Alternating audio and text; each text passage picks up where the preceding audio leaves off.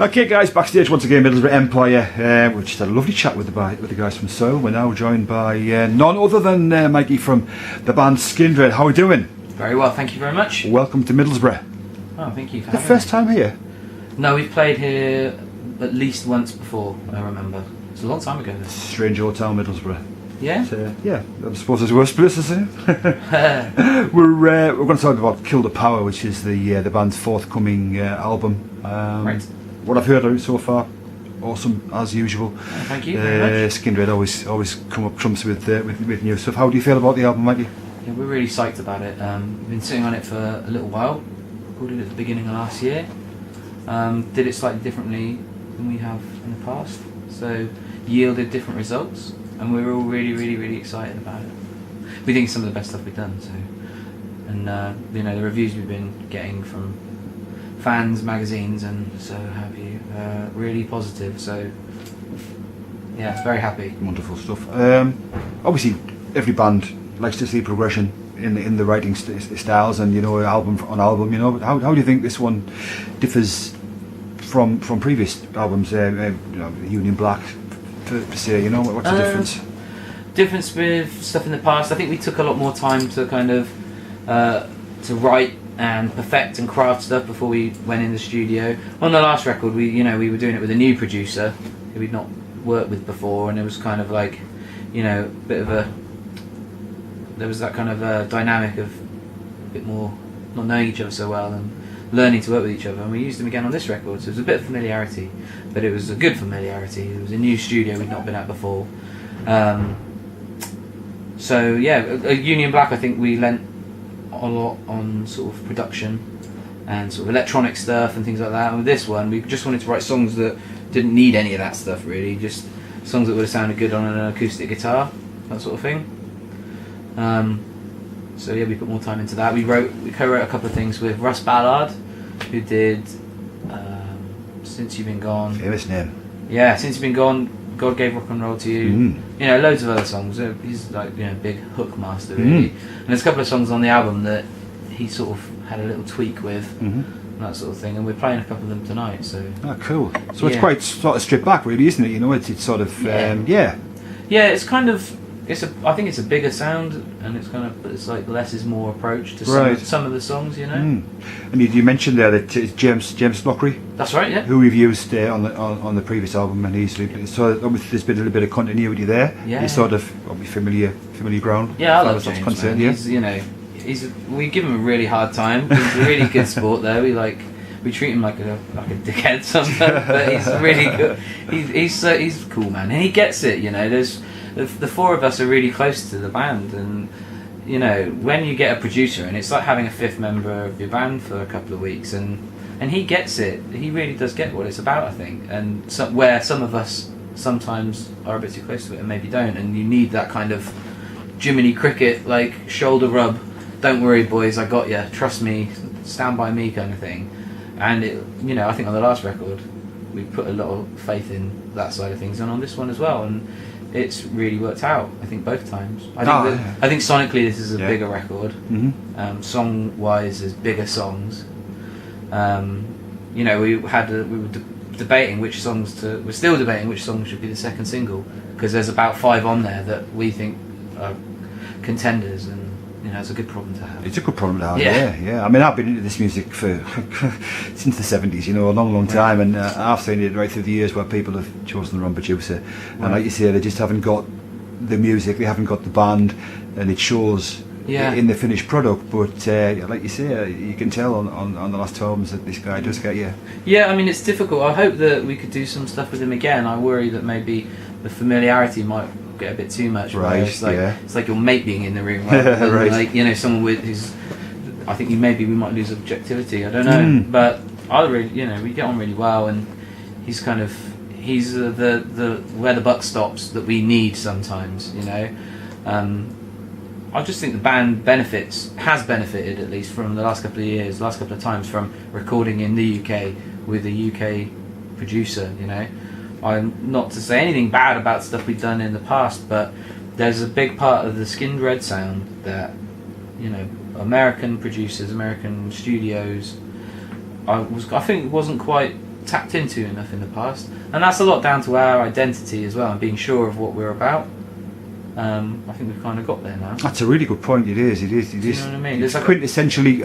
It's not quintessentially British or UK, but it's quintessentially non-American. I think it's probably a way of putting it. Don't get me wrong. I love all that stuff. Yeah. You know? I love the big American radio production stuff. It's like, you know, I aspire to have quite a lot of that going on in what we do, but there's a huge part of what we do which is a really British thing, you know, like so much of what Benji's saying, it can be universally sort of understood, but it's grown in the UK, and you know, it's where metal comes from, it's where like urban music comes from, it's where a lot of dance music comes from. There's so much stuff, punk rock, you know, there's so much stuff in our sound that was born here, and whenever we tried to sort of get someone on board with that idea abroad, it's kind of always been a bit not quite there.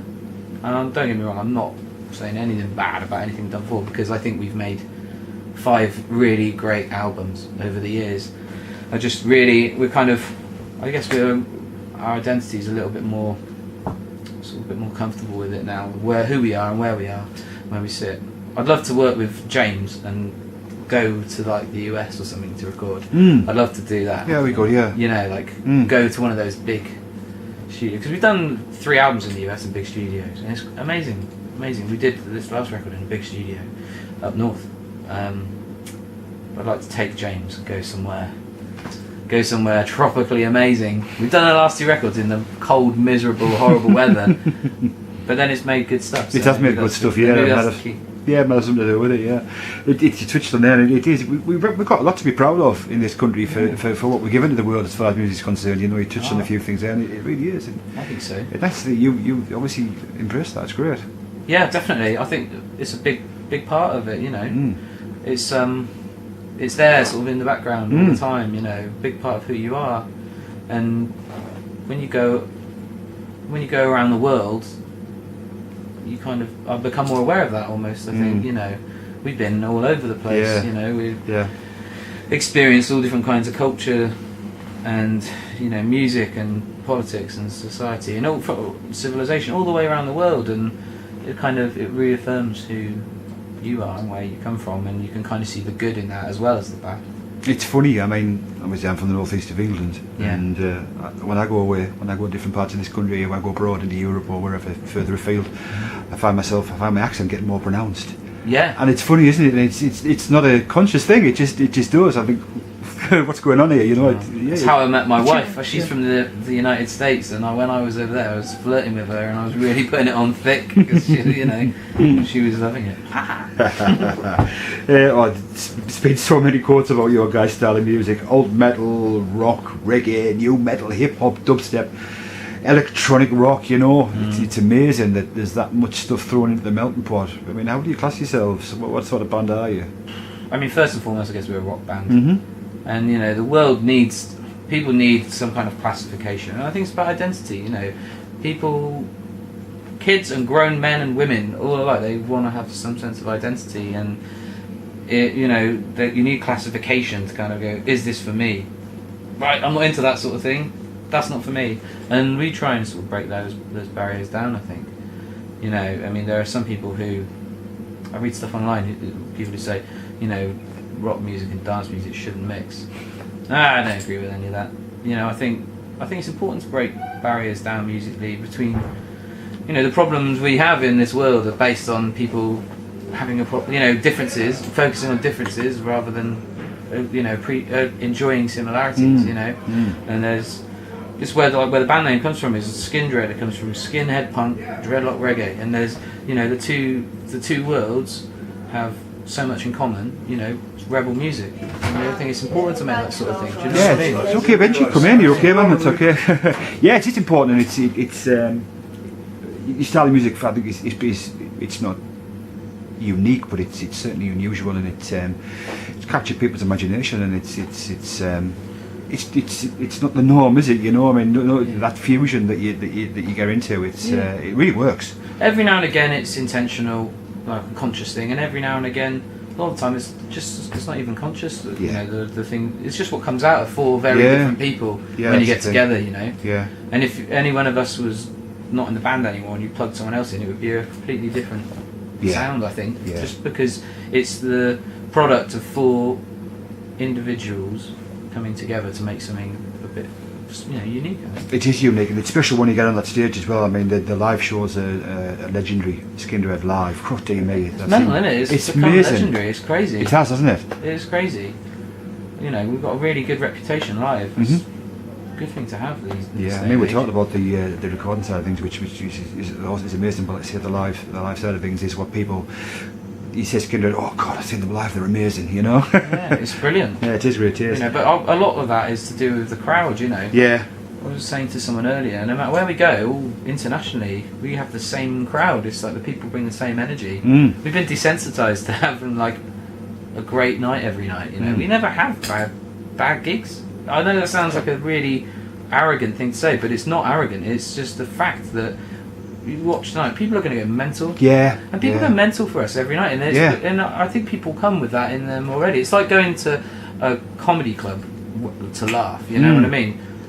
People don't go there to go, this guy's not funny. Well, a few people do, but the majority, people go because they know what they're going there for. And we're so lucky to have people who want to come and see us and have a good time. Yeah. And that happens all around the world. Yeah. So I think it's not just us, it's not just us lot up there, it's the room.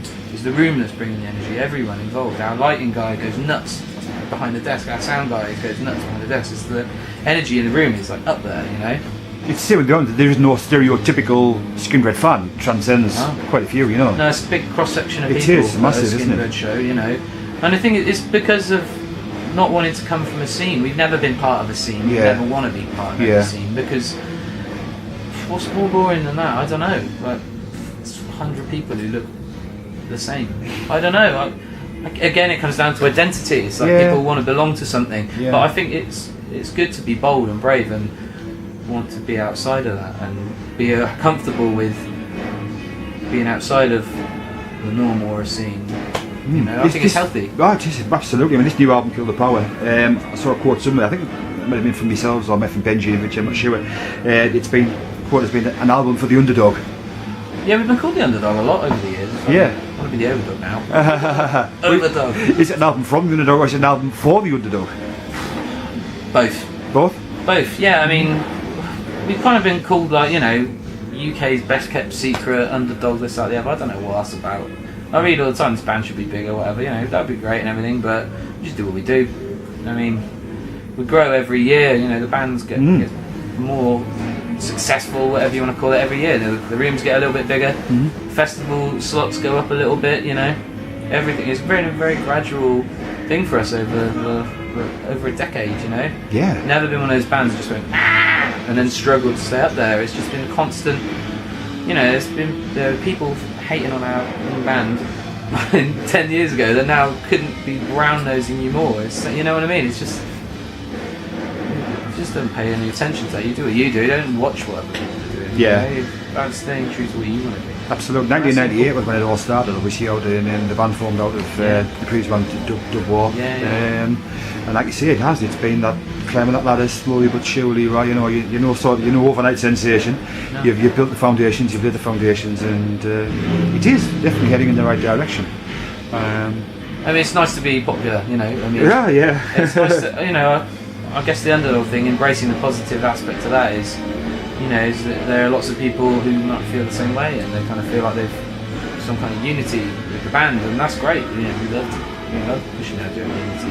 That's what it's all about. Yeah, and playing live taking you to a lot of fantastic places. All over Europe, all over the UK, US, and Japan. Yeah. And do you have any particular favourite place that you've played, or? Oh, I love Japan. Yeah. I love Japan. Never there for long enough. Yeah. You go there for like a week, 5 days a week, and just when you come out of the like zombie jet lag thing, you're on a plane on the way home. Or going to Australia or America or something. I love Japan. Just because it's kind of like closest we can get to like an alien planet, Only because it's so different. It's so different. And you're obviously not from there, and people are so respectful.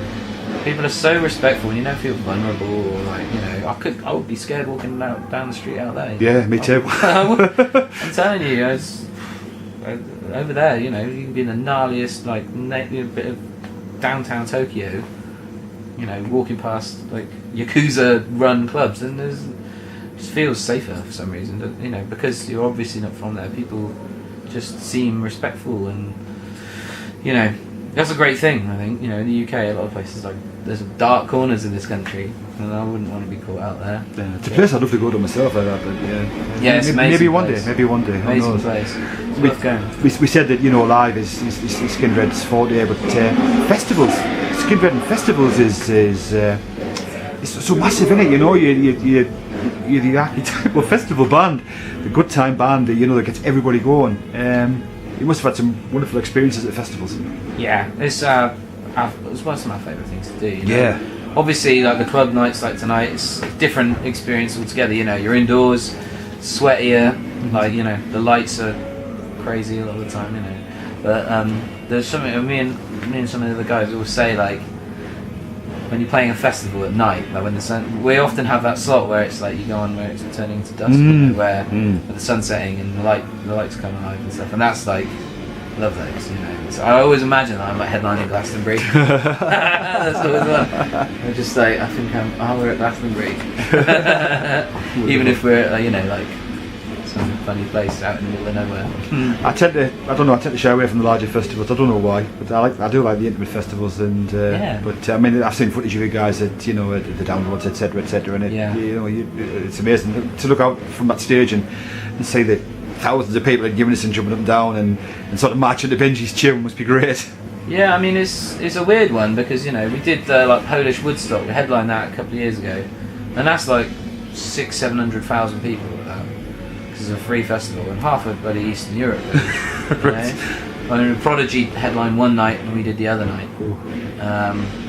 Yeah, it's mental. Yeah. You can't really begin to kind of fathom what 400,000 people jumping up and down looks like, you know. And they have like repeater towers like about a mile and a half back from the front of the house, like, really booming out the music. Yeah. I mean, that's pretty surreal. I find the bigger things get, the easier it gets in a weird way. Right. But there's things I struggle with are the acoustic things with 5 people in the room. Right. Yeah. There's nowhere to hide. No, there isn't. Is there? It's straight where you've on the board. It's easy for me. I get to hide behind 120 decibels of guitar and a big charismatic frontman, you know, larger than life. So I kind of, pretty much so. You know, I have it easy. I mean, I have it easy. Benji does a lot of sort of producing and works with other bands as well. Do you have any sort of interests outside the band in that respect? Not really, no. No. I dabbled with the idea for 5 minutes, but right. I don't know. I've got a lot of other things going in that respect. Right. So you do things outside of the music, yeah? Yeah. I mean, I tattoo. Nice, Well, sort of tried to tattoo. At Sideshow Tattoos in Hove, down on the south coast of England. But I haven't been there for weeks and weeks and weeks because we've been so busy with this. Yeah, of course. Yeah. Yeah, we're a busy, hard-working live touring band. So. It's going to be a really busy year with the release of the album as well. Obviously, you know, there's going to be all sorts going on this year. What happens after this tour? What's the next? Well, we're here for another sort of week or so. We're going to Europe, about a week, 10 days. No, we're there for a few weeks. We go back to Australia, USA. We're going back to in April. Japan as well. A couple of months in Japan. I wish. No, we're only going to be there for about a week, I think. Right. I think Australia we're doing Soundwave. Yes. We're going back to the US in April to do a bunch of festivals, hopefully some touring as well. Well, we are doing some touring, but I can't say where. Okay, too early. Yeah. Well, I mean, it's been a pleasure speaking to you, Mikey. Thank you. First time we met. Thanks a lot for talking to us tonight. No worries. Before we end, anything you'd like to add? Thanks to the fans for bringing the energy and for keeping it up there. They're as much the reason we have a good live reputation as anything we do, to be honest with you. Thank you very much, Mikey. Mikey Skindred, and in the corner there. There's Benji. Get away from me, you bastards. Thanks, guys. Amazing.